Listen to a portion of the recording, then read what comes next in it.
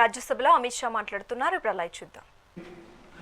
और वंदे मातरम को चिरंजीव बनाने के लिए एक चर्चा करें और इस चर्चा के माध्यम से विशेषकर हमारे देश के बच्चे, किशोर, युवा, आने वाली पीढ़ियों तक वंदे मातरम का आजादी के लिए योगदान,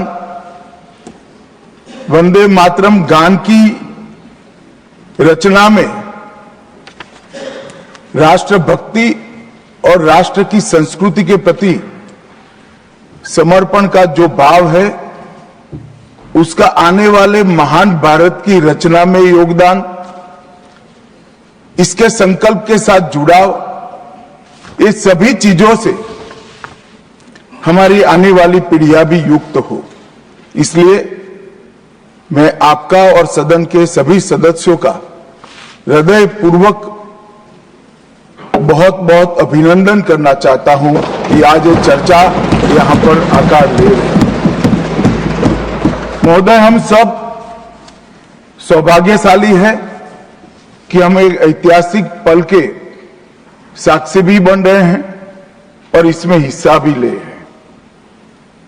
ये महान सदन में जब वंदे मातरम की चर्चा हो रही है, तब कल कुछ सदन सदस्यों ने लोकसभा में प्रश्न उठाया था कि आज वंदे मातरम पर चर्चा की जरूरत क्या है।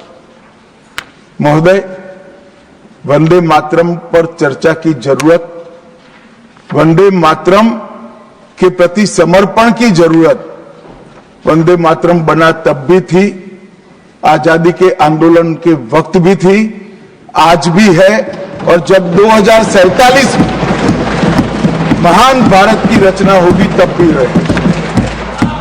क्योंकि अमर कृति मां भारती के प्रति, भारत माता के प्रति समर्पण, भक्ति और कर्तव्य के भाव जागृत करने वाली कृति है। इसलिए जिनको आज वंदे मातरम की चर्चा क्यों हो रही है वो समझ में नहीं आ रहा है।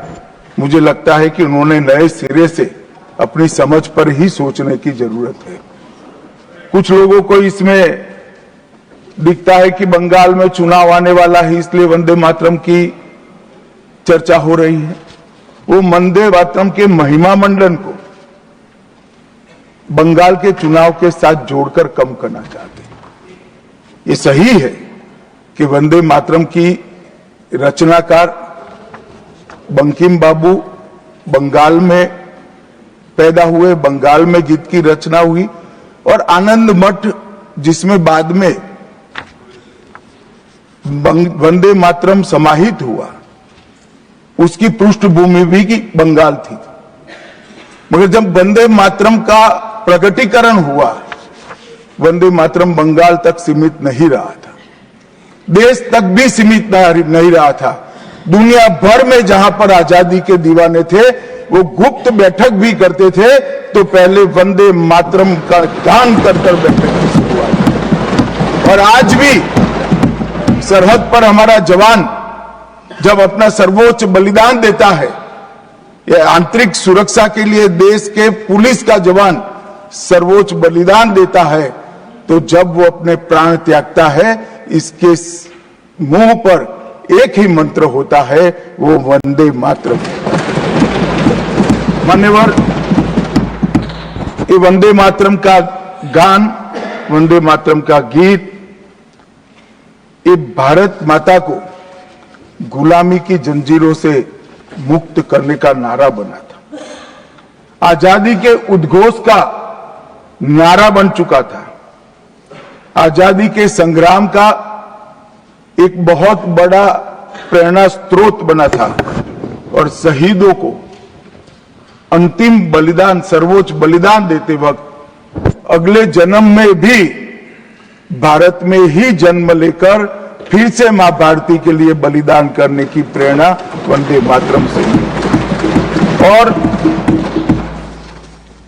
ये चीर पुरातन राष्ट्र को अनेक सदियों तक अपनी संस्कृति के रास्ते पर आगे बढ़ाने की प्रेरणा भी कई सारे मनुष्यों को इस वंदे मातरम से मिली।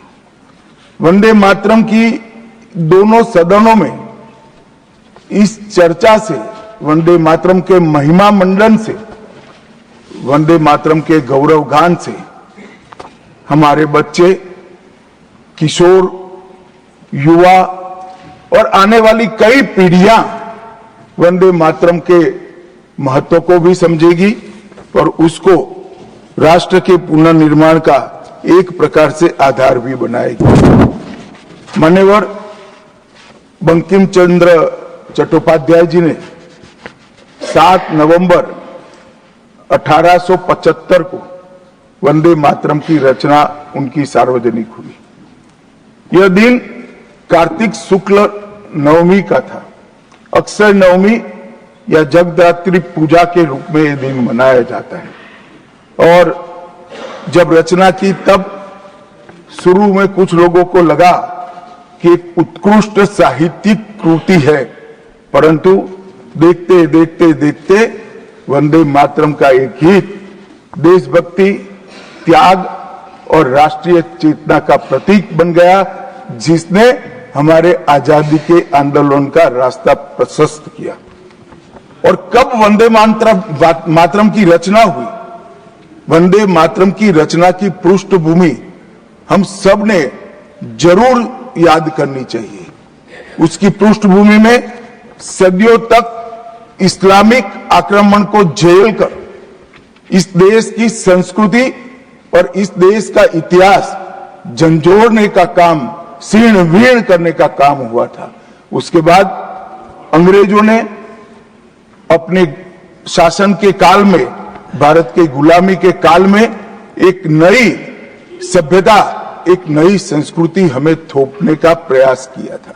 और उस वक्त ये वंदे मातरम का रचना बंकिम बाबू ने की और वो रचना के अंदर बहुत बारीकी से जो हमारी मूल सभ्यता थी, हमारा सांस्कृतिक राष्ट्रवाद था, देश को माता के रूप में कल्पना कर कर, देश की माता के रूप में जो कल्पना की, इसकी आराधना करने की हमारी परंपरा थी, उसको उन्होंने पुनः प्रस्तापित किया था।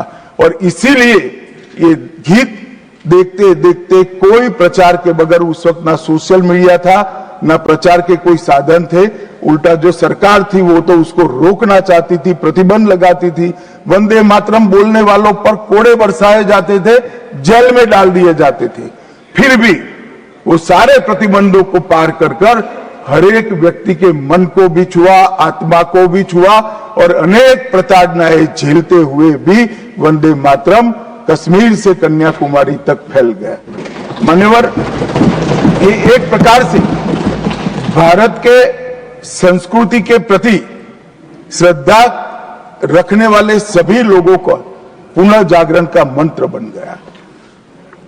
गुलामी के कालखंड में कई मंदिर, विश्वविद्यालय, कला केंद्र, हमारी कृषि व्यवस्था है, हमारी शिक्षा व्यवस्था, कई सारी लाइब्रेरी अस्त व्यस्त हो गई, तोड़ दी गई, शीर्ण वीर्ण कर दी गई, मगर हमारी संस्कृति, उसके भाव को हमारे जनमानस से कोई नहीं मिला।